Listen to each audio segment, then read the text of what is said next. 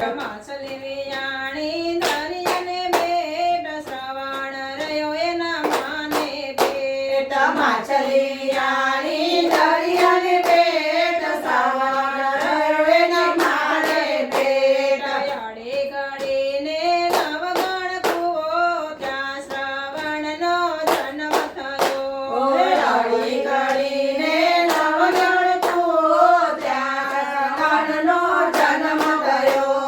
5 વર્ષનો શ્રવણ થયો લઈ પાટી પેન ભણવા ગયો